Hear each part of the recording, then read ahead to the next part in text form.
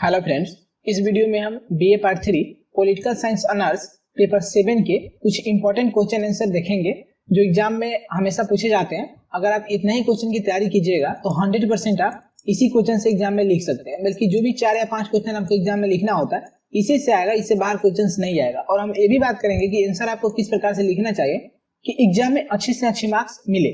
जैसे कि आप यहाँ पे देख सकते हैं कि हमारा फर्स्ट क्वेश्चन है कि भारत में यानी भारत के राजनीति में जाति की भूमिका की विवेचना करें। तो सबसे पहले हम आंसर में इंट्रोडक्शन लिखेंगे। जैसे कि भारत में जाति की भूमिका पूछा है तो राजनीति में हम जाति के बारे में बताएंगे, ठीक। उसके बाद में हम एक्सप्लेन करेंगे कि क्या भूमिका है। तो इंट्रोडक्शन आपको लिखना जरूरी है। जैसे हमें 4 से 5 लाइन में इंट्रोडक्शन लिखना है और इंट्रोडक्शन में आप 4 से 5 लाइन लिखते हैं तो इंट्रोडक्शन से ही आपको 3 से 4 नंबर मिल जाते हैं, ठीक है। और जो भी आंसर लिखेंगे हम पॉइंट वाइज लिखेंगे, जैसे कि आप आगे देख सकते हैं। तो हम यहाँ पे एक्सप्लेन करते हैं कि जयप्रकाश नारायण ने एक बार लिखा था कि यानी कि एक बार कहा था कि जाति भारत में अत्यधिक महत्वपूर्ण दल है। हेल्डर गोल्ड के शब्दों में राजनीति का आधार होने के बजाय जाति उसको प्रभावित करने वाला एक तत्व है। प्रोफेसर वीसी यानी कि बीके मेनन का यह निष्कर्ष सही है कि स्वतंत्रता के बाद भारत में राजनीति के क्षेत्र में जाति का प्रभाव पहले की अपेक्षा बढ़ा है। मॉरिस जोन्स ने भी लिखा है कि जाति के लिए राजनीति का महत्व और राजनीति के लिए जाति का महत्व पहले की तुलना में बढ़ गया है, ठीक है। इस प्रकार से आप यहाँ पे देख सकते हैं। उसके बाद में जो भी आंसर लिखेंगे ना टॉपिक वाइज लिखेंगे। जैसे कि भारतीय राजनीति में जाति की भूमिका का अध्ययन निम्न शीर्षों के आधार पर निम्न प्रकार से किया जा सकता है। तो पॉइंट हम बनाएंगे। जैसे कि 1 नंबर पॉइंट लिखेंगे कि निर्णय प्रक्रिया में जाति की प्रभावक भूमिका। दूसरा नंबर पॉइंट राजनीतिक दलों में जातिगत आधार पर निर्णय। तीसरा नंबर पॉइंट बनाएंगे कि जातिगत आधार पर मतदान व्यवहार। चौथा नंबर पॉइंट है मंत्रिमंडलों के निर्माण में जातिगत प्रतिनिधित्व। और 5वां नंबर पॉइंट है व्यक्तिगत दबाव समूह। और 6 नंबर पॉइंट है जाति प्रशासन। जो भी हम पॉइंट बनाएंगे ना उसमें 5 या 6 पॉइंट बनाएंगे, ठीक है। और सभी पॉइंट के बारे में आपको 5 से यानी कि 5 से 7 लाइन में एक्सप्लेन करना है। इसका आंसर आपको टेलीग्राम ज्वाइन कीजिए, टेलीग्राम पे हम अपलोड कर देंगे या आपको यूट्यूब पे वीडियो के द्वारा अपलोड कर देंगे, ठीक है। इस प्रकार से आप आंसर भी देख सकते हैं, एक्सप्लेन किया हुआ आंसर और समझ सकते हैं। पूरे आंसर अगर हम बताने लगेंगे तो यहाँ पे वीडियो बहुत लंबा हो जाएगा। नेक्स्ट क्वेश्चन है राजनीतिक संस्कृति क्या है, इसके विभिन्न प्रकारों का वर्णन कीजिए। तो सबसे पहले हमें राजनीतिक संस्कृति के बारे में इंट्रोडक्शन देना है, उसके बाद में इसके प्रकार बताना है। जैसे कि आप यहाँ पे इंट्रोडक्शन में देख सकते हैं कि राजनीतिक संस्कृति की अवधारणा संस्कृति के विचार पर आधारित है। संस्कृति में किसी देश के लोगों के व्यवहार, मान्यताएं, विश्वास, घृणा, स्वभावी यानी स्वामी भक्ति, साहित्य, परंपराएं, कला कौशल, सामाजिक मूल्य, नैतिकता आदि बातें शामिल होती है। जैसे कि ग्राहम वलास के अनुसार संस्कृति विचारों, मूल्यों और उद्देश्यों का समूह है। इसी तरह राजनीतिक विद्वानों ने राजनीतिक संस्कृति को राजनीतिक समाज के मूल्यों, विचारों और आदर्शों का समूह कहा है। इस धारणा को सबसे पहले आमंड ने 1956 में प्रयुक्त किया था। सामान्य तौर पर राजनीतिक संस्कृति किसी राज्य के अंदर बसने वाले लोगों की उन समूह या सामूहिक अंतर्भावनाओं का नाम है जिसे राजनीतिक व्यवस्था की प्रतिक्रियाओं के रूप में व्यक्त किया जाता है, ठीक है। तो राजनीतिक संस्कृति के बारे में एक्सप्लेन हुआ यानी इंट्रोडक्शन हुआ हमारा। उसके बाद में अभी हमें बताना है कि राजनीतिक संस्कृति के प्रकार निम्नलिखित है यानी कौन कौन से प्रकार होते हैं। तो 1 नंबर में हम बताएंगे कि संख्या व शक्ति के आधार पर। दूसरा नंबर पॉइंट है निरंतरता व सातत्व की दृष्टि से। और तीसरा नंबर पॉइंट है राजनीतिक सहभागिता के आधार पर। इस प्रकार से हमें सभी पॉइंट्स के बारे में 5 से 7 लाइन में एक्सप्लेन करेंगे, ठीक है। नेक्स्ट क्वेश्चन हमारा है राजनीतिक समाज शास्त्र को परिभाषित करें, इसकी प्रकृति एवं क्षेत्रों की विवेचना करें। यानी राजनीतिक समाज शास्त्र को पहले परिभाषित करना है, परिभाषा देना है इसका, उसके बाद में राजनीतिक प्रकृति और इसके क्षेत्र के बारे में एक्सप्लेन करनी है। तो लेविस कुजर के अनुसार राजनीतिक समाज शास्त्र का वह भाषा है जो समाजों में या समाजों के मध्य दिए गए शक्ति वितरण के कारणों, प्रभाव तथा उन सामाजिक व राजनीतिक संघर्षों का अध्ययन करता है। जो इस प्रकार वितरण में परिवर्तन लाती है, या स्टुअर्ट राइज के अनुसार राजनीतिक समाजशास्त्र का क्षेत्र उस प्रयास के रूप में परिभाषित किया जा सकता है जो राजनीतिक व्यवहार एवं राजनीतिक संस्थाओं के मध्य या संस्थाओं के अध्ययन में विभिन्न सामाजिक यानी समाजशास्त्री अवधारणाओं एवं पद्धतियों का प्रयोग करते हैं। उसके बाद में राजनीतिक समाजशास्त्र को यानी राजनीतिक समाजशास्त्र की विशेषताएं निम्नलिखित है। जो 1 नंबर पॉइंट है, राजनीतिक समाजशास्त्र समाजशास्त्र की एक नवीन शाखा है। दूसरा नंबर पॉइंट बनाएंगे, राजनीतिक समाजशास्त्र राजनीतिक संस्थाओं और सामाजिक संरचनाओं के पारस्परिक संबंधों के अध्ययन करता है। तीसरा नंबर है, राजनीतिक समाजशास्त्र राजनीति के विविध पक्षों का विश्लेषण समाज शास्त्रीय दृष्टिकोण व पद्धतियों से करता है। इस प्रकार से हमें सभी के बारे में एक्सप्लेन करेंगे। नेक्स्ट क्वेश्चन हमारा है, भारत में राजनीति के अपराधीकरण की समस्या का परीक्षण कीजिए। यानी भारत में राजनीति के अपराधीकरण की समस्या क्या है। तो अपराधीकरण के बारे में हम सबसे पहले एक्सप्लेन करेंगे यानी इंट्रोडक्शन देंगे, उसके बाद में हम समस्या के बारे में टॉपिक वाइज आंसर लिखेंगे।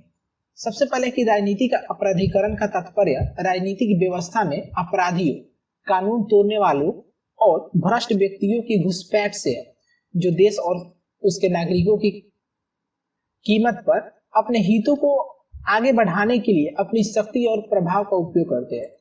भारत में राजनीति का अपराधीकरण कई वर्षों से चिंता का विषय रहा है। इसका तात्पर्य राजनीतिक व्यवस्था में अपराधियों, कानून तोड़ने वालों और भ्रष्ट व्यक्तियों की घुसपैठ से है जो देश और उसके नागरिकों की कीमत पर अपने हितों को आगे बढ़ाने के लिए अपनी शक्ति और प्रभाव का उपयोग करते हैं। समस्या व्यापक है और कई वर्षों से यह चर्चा और बहस का विषय रही है। राजनीति के अपराधीकरण के कारण निम्नलिखित है। कौन कौन से कारण है? तो फर्स्ट नंबर में है कि चुनाव में धन बल तथा बाहुबल का प्रयोग। दूसरा नंबर कारण है भ्रष्टाचार और लालफीताशाही। तीसरा नंबर कारण है विधि के शासन की कमजोरी तथा वोट बैंक की राजनीति। चौथा नंबर है कि पार्टी में लोकतंत्र का प्रभाव या अभाव। और पांचवा नंबर कारण है दोष सिद्धि दर की कमी। उसके बाद हम राजनीति के अपराधीकरण के प्रभाव कौन कौन से पड़ते हैं उसके बारे में समझेंगे। उसके बारे में पॉइंट्स है। 1 नंबर पॉइंट, लोकतंत्र की गुणवत्ता पर नकारात्मक प्रभाव। दूसरा नंबर पॉइंट है भ्रष्टाचार में वृद्धि। तीसरा नंबर पॉइंट है समाज में हिंसा को बढ़ावा मिलता है। और चौथा नंबर पॉइंट है कि चुनाव में धन बल वृद्धि। ठीक है, इस प्रकार से सभी के बारे में हमें 5 से 7 लाइन में एक्सप्लेन करना है। ठीक, नेक्स्ट क्वेश्चन हमारा है, नेक्स्ट क्वेश्चन है कि भारत में मतदान व्यवहार की विशेषताओं और इसे प्रभावित करने वाले कारकों की विवेचना करें। ठीक है, तो मतदान व्यवहार को परिभाषित यानी कि मतदान व्यवहार के बारे में एक्सप्लेन करेंगे। तो मतदान व्यवहार प्रत्येक देश की राजनीति में महत्वपूर्ण भूमिका निभाता है। मतदाताओं का मतदान व्यवहार किसी देश की राजनीति दशा व दिशा तय करता है। मतदान व्यवहार विभिन्न कारकों पर निर्भर करता है जो समय, स्थान, परिस्थिति के अनुसार बदलता रहता है। मतदान व्यवहार को लेकर विभिन्न विद्वानों ने अलग अलग मत दिए यानी मत व्यक्त किए हैं। जैसे कि भारत में सार्वभौमिक वयस्क मताधिकार की अवधारणा को अपनाया गया है। इसका अर्थ है कि भारत में नागरिकों को मतदान करने के लिए किसी विशेष योग्यता की आवश्यकता नहीं होगी, बल्कि एक निश्चित आयु पूर्ण कर लेने के बाद उन्हें मतदान करने के लिए पात्र माना जाएगा। पहले भारत में मतदान करने की न्यूनतम आयु 21 वर्ष थी, यानी 21 वर्ष निर्धारित की गई थी, लेकिन 61 संविधान संशोधन अधिनियम के माध्यम से मतदान करने की न्यूनतम आयु 21 वर्ष से घटाकर 18 वर्ष कर दिया गया। यानी अब 18 वर्ष कर दिया गया, यानी अब 18 वर्ष की आयु पूरी कर लेने वाला व्यक्ति या प्रत्येक भारतीय नागरिक मतदान करने के लिए पात्र हो जाता है या मतदान करने के लिए। उसके बाद में है भारत में मतदान व्यवहार को प्रभावित करने वाले कारक कौन कौन से हैं। तो निम्नलिखित कारक जो फर्स्ट नंबर में है जाति, धर्म, तीसरा नंबर है भाषा, चौथा नंबर कारक है क्षेत्रवाद, पांचवा नंबर कारक है मतदान की आर्थिक स्थिति और 6 नंबर है धन की भूमिका। सभी के बारे में 5 से 7 लाइन में एक्सप्लेन करना है कि जाति किस प्रकार से प्रभावित करता है, धर्म कैसे प्रभावित करता है। ठीक है, नेक्स्ट क्वेश्चन है, सामाजिक परिवर्तन की प्रक्रिया से आप क्या समझते हैं, इसके प्रमुख विशेषताओं की विवेचना करें। तो इंट्रोडक्शन में हम लिखेंगे कि विभिन्न विद्वानों ने सामाजिक परिवर्तन का प्रयोग भिन्न भिन्न अर्थों में किया है। कुछ विद्वानों का ऐसा मानना है कि सामाजिक ढांचे में होने वाला परिवर्तन ही सामाजिक परिवर्तन है, तो कुछ विद्वानों का ऐसा मानना है कि सामाजिक संबंधों और सामाजिक व्यवहार में होने वाले परिवर्तन को ही सामाजिक परिवर्तन कहा जाता है। लेकिन इनमें से जो भी हो, सामाजिक परिवर्तन तो समाज से ही संबंधित है। समाज, सामाजिक संगठन, सामाजिक संबंध और सामाजिक ढांचों का सम्मिलित रूप है। समाज के इन भागों में जब परिवर्तन होता है तो इसे ही सामाजिक परिवर्तन माना जाता है।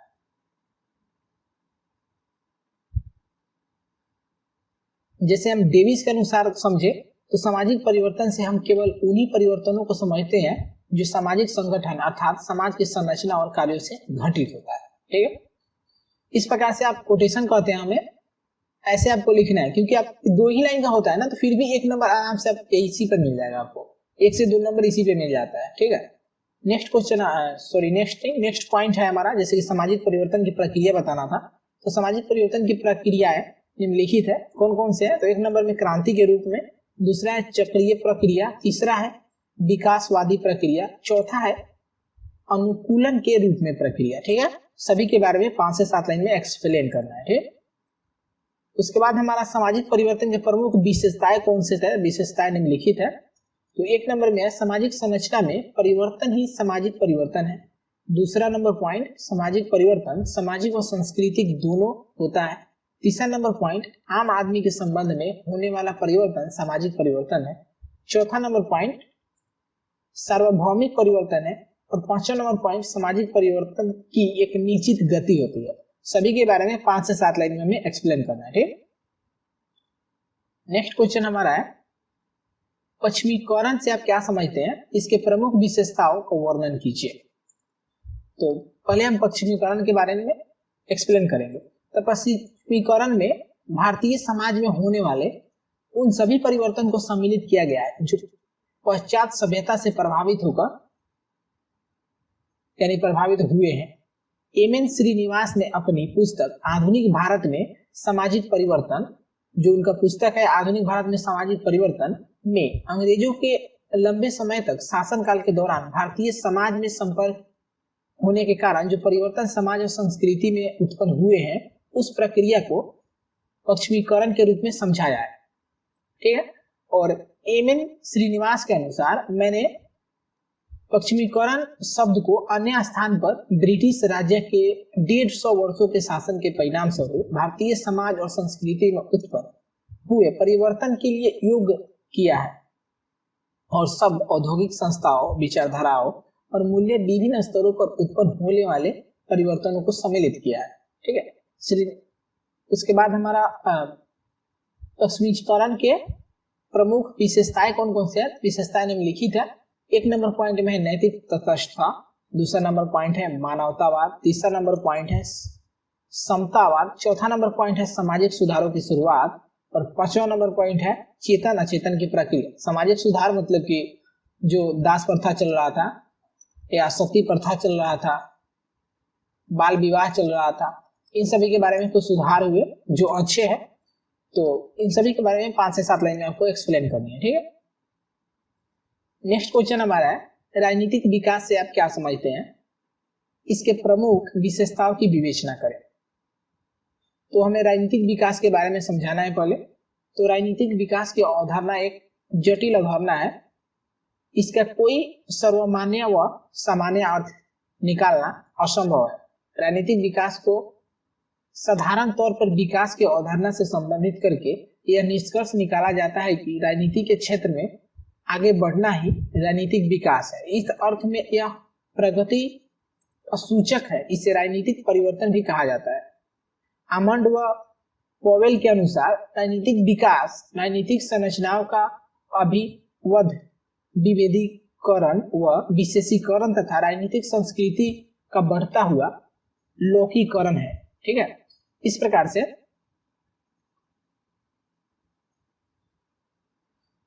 अगर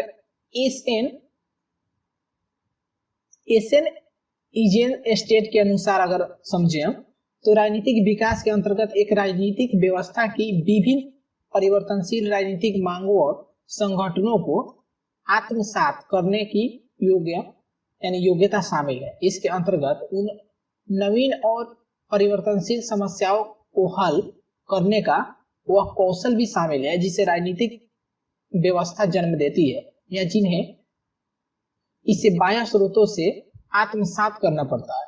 ठीक है, अब यहाँ हमसे पूछा गया था कि राजनीतिक विकास के प्रमुख विशेषता, तो यहाँ हम टॉपिक वाइज आंसर लिखेंगे कि राजनीतिक विकास के प्रमुख विशेषताएं निम्नलिखित है।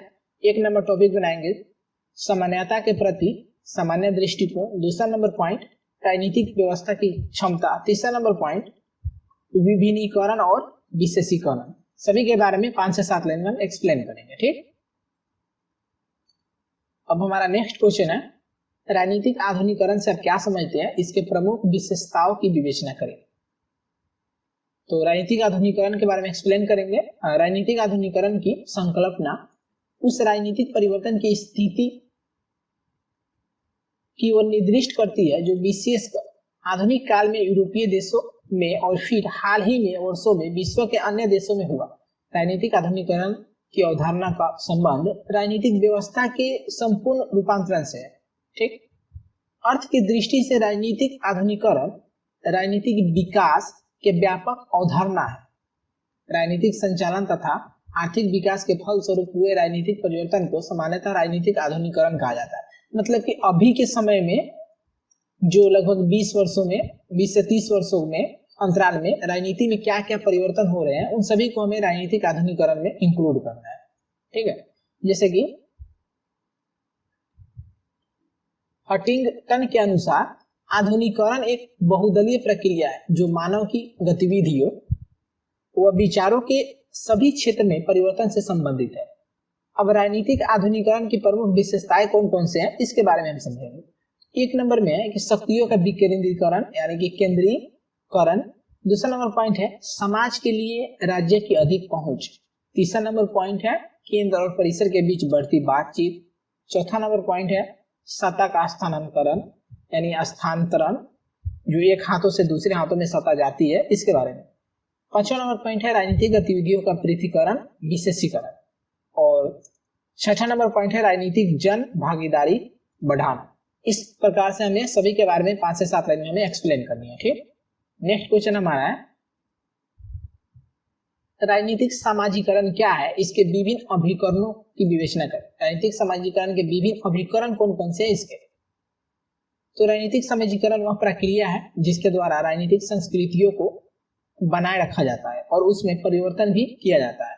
यह सीखने की वह प्रक्रिया है जिससे लोगों के राजनीतिक मूल्यों, विश्वासों, भावनाओं का निर्माण होता है। एक संकल्पना के रूप में यह लोगों के राजनीतिक मूल्यों, विश्वासों, अभिव्यक्तियों और विचारों का समुच्चय है। ठीक है, सामाजिकरण को परिभाषित करते हुए जॉनसन ने लिखा है सामाजिकरण एक प्रशिक्षण है जो प्रशिक्षार्थी को समाज में उसकी भूमिका निभाना सिखाता है। राजनीतिक समाजीकरण के अभिकरण निम्नलिखित है। तो एक नंबर में है परिवार, दूसरा नंबर में है शिक्षण संस्था, तीसरा नंबर पॉइंट है दबाव व हित समूह, चौथा नंबर पॉइंट है राजनीतिक दल, पांचवा नंबर पॉइंट है जनसंपर्क के साधन। सभी के बारे में हमें 5 से 7 लाइन में एक्सप्लेन करनी है। नेक्स्ट क्वेश्चन हमारा लोकतंत्र में राजनीतिक संचार की भूमिका व महत्व का मूल्यांकन करें। या इस प्रकार से इस क्वेश्चन को पूछ सकता है कि राजनीतिक संचार के अभिकरणों एवं संरचनाओं की विवेचना करें। तो राजनीतिक संचार के बारे में हमें सबसे पहले जानना है। तो संचार को परिभाषित करने का व्यक्तित्व प्रयास यानी व्यवस्थित प्रयास सर्वप्रथम नोबर्ट विनर ने किया है। उसके अनुसार यानी उनके अनुसार संचार एक मस्तिष्क से दूसरे मस्तिष्क तक सूचनाओं का आदान प्रदान है। उन्होंने कहा है कि जीवन में पर्यावरण से जानकारी को ग्रहण करना, उस जानकारी को पर्यावरण के साथ तालमेल बैठाने के प्रयोग करना और बाहरी पर्यावरण के साथ प्रभावी ढंग से रहने की प्रक्रिया ही संचार है। ठीक, उसी प्रकार से जिम ब्लॉडेन ने लिखा है राजनीतिक संप्रेषण राजनीतिक व्यवस्था के एक भाग से दूसरे भाग तक मांगों और निर्णयों का गतिशील आंदोलन है, क्योंकि राजनीतिक व्यवस्था का यानी व्यवस्था की कोई भी प्रक्रिया तब तक नहीं हो सकती जब तक कि व्यवस्था के विभिन्न भाग एक दूसरे के संप्रेषण न कर सके। राजनीतिक संचार के अभिकरण व संरचना निम्नलिखित है। तो एक नंबर में है राजनीतिक निवेशों की संरचना, दूसरा है राजनीतिक निर्गतों की संरचना, तीसरा नंबर पॉइंट परंपरागत सामाजिक संरचना, चौथा नंबर पॉइंट जन संचार के साधन, पांचवा नंबर पॉइंट है औपचारिक व प्रत्यक्ष व्यक्तिगत संबंध। सभी के बारे में 5 से 7 लाइन में एक्सप्लेन करना है। ठीक, नेक्स्ट क्वेश्चन हमारा है अभिजन सिद्धांत की विवेचना करें। ठीक, या लोकतंत्र यानी जनतंत्र में अभिजन की यानी अभिजनों की भूमिका का परीक्षण करें। तो आंसर में हम लिखेंगे कि राजनीतिक अभिजन की अवधारणा राजनीतिक विज्ञान की आधुनिक व प्रमुख धारणा है। यद्यपि इस धारणा के बीच प्लेटो और अरस्तु के समय में भी कुछ मौजूद थे। यह धारणा इस मान्यता पर आधारित है कि शासन करने के गुण थोड़े से व्यक्तियों में ही होते हैं। इसी कारण इसे सामाजिक डार्विनवाद का रूप माना जाता है। अभिजन वर्ग का अध्ययन सामाजिक धर्मशास्त्र यानी समाज विज्ञान, धर्मशास्त्र, इतिहास, मनोविज्ञान आदि में तो लंबे समय से होता रहा है, लेकिन राजनीतिक विज्ञान में इसका वैज्ञानिक विवेचन सबसे पहले हैरोल्ड लॉसवेल ने किया। प्लेटो और अरस्तु का कहना है कि शासन करने की योग्यता या गुण तो केवल गिने चुने व्यक्तियों में ही होते हैं, शेष जनता तो शामिल होने के लिए ही है, यानी शासित होने के लिए है। प्रत्येक शासन प्रणाली चाहे वह सर्व सत्ताधारी या लोकतांत्रिक, उसके आसपास कुछ ऐसे लोग होते हैं जो उसे गति प्रदान करने में अहम भूमिका निभाते हैं। संख्या में बहुत कम हुए भी इनका राजनीतिक समाज, राजनीतिक दल, शासन तंत्र महत्वपूर्ण स्थान होता है। ये राजनीतिक व्यवस्था में निर्णयकारी प्रक्रिया को पूरी तरह प्रभावित करने में सक्षम होते हैं। लोकतंत्र में सभी का शासन कहना इन्हीं अखरता है। राजनीतिक अभिजन का सिद्धांत निम्नलिखित है। एक नंबर में है पेरेटो के राजनीतिक अभिजन पर विचार, दूसरा नंबर है रॉबर्ट मिचेतस के राजनीतिक अभिजनों का विचार, तीसरा नंबर है लॉसवेल के राजनीतिक अभिजनों पर विचार। सभी के बारे में 5 से 7 लाइन में एक्सप्लेन करना है। ठीक, नेक्स्ट क्वेश्चन है अभिजन के संबंध में मोस्का के विचार की विवेचना करें। अभिजन के संबंध में मोस्का का कौन सा विचार है? तो मोस्का के अनुसार अभिजन के बारे में मोस्का ने अभिजन तथा अभिजन नेतर जनता के मध्य सुव्यवस्थित संबंध स्थापित करते हुए एक नवीन राजनीतिक धारणा के प्रतिपादन का प्रयत्न किया। उसने समाज के दो वर्ग बतलाए, शासक वर्ग और शासित वर्ग। शासक वर्ग संख्या में कम, अपेक्षाकृत श्रेष्ठ, संगठित तथा अपने गुणों के कारण समाज द्वारा सम्मानित होता है। यह स्वयं अनेक सामाजिक समूहों से निर्मित होता है। उसने अपने शासक वर्ग को शासक अभिजन या राजनीतिक वर्ग कहा है। मिल्स के अनुसार यदि समझे तो मिल्स के अनुसार अभिजात वर्ग सामान्यतः समुदाय के सर्वोत्कृष्ट लोगों का वह समूह है जो धन, शक्ति और प्रतिष्ठा में सर्वोपरि है, जो अन्यों के विरोध के बावजूद भी अपनी इच्छा को आरोपित करने में समर्थ होते हैं। मोस्का के राजनीतिक विचार निम्नलिखित है। कौन कौन से हैं पॉइंट वाइज आपको लिखना है। ठीक, वीडियो लंबा होता जा रहा है इसलिए हम थोड़ा कम ही एक्सप्लेन कर रहे हैं इसको। भारत में सांप्रदायिकता एवं धर्म की भूमिका का आलोचनात्मक विवेचना करें।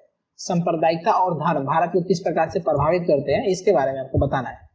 जैसे कि इंट्रोडक्शन हम लिखेंगे कि राष्ट्रवाद के उदय के साथ सांप्रदायिकता ने भी 19वीं शताब्दी के अंत में अपनी उपस्थिति दर्ज की और भारतीय लोगों और राष्ट्रीय आंदोलन को की एकता के लिए सबसे बड़ा खतरा पैदा किया। सांप्रदायिकता मूल रूप से एक विचारधारा है। सांप्रदायिक दंगे इस विचारधारा के प्रसार का केवल एक परिणाम है। सांप्रदायिकता वह विश्वास है क्योंकि लोगों का समूह एक विशेष धर्म का पालन करता है, जिससे परिणाम स्वरूप सामान्यतः धर्मनिरपेक्ष अर्थात सामाजिक, राजनीतिक और आर्थिक हित है। नेक्स्ट में देखेंगे तो एक लास्ट क्वेश्चन है, भारत में दलित आंदोलन के प्रमुख चरणों की विवेचना करें। यानी भारत में दलित आंदोलन किस प्रकार से प्रभावी बने, इसके प्रमुख चरण कौन कौन से हैं, इसके बारे में आपको एक्सप्लेन करनी है। तो 19वीं सदी के अंतिम और 20वीं सदी के आरंभ वर्षों से ही भारत के विभिन्न क्षेत्रों में दलितों की बेहतरी और सामाजिक समानता के लिए स्थानीय स्तर पर दलितों के आंदोलन होने लगे थे। जब ईसाई मिशनरी दलितों के बीच काम करने लगे और उपनिवेशी सरकार ने उसमें शिक्षा के प्रसार के लिए विशेष संस्थाएं खड़ी की, तो न केवल इन वर्गों में एक छोटा सा शिक्षित कुलीन समूह पैदा हुआ, बल्कि आमतौर पर इन जनसमूहों का एक नई चेतना आई। और इस प्रकार से आपको एक्सप्लेन करना है दलित आंदोलन के बारे में।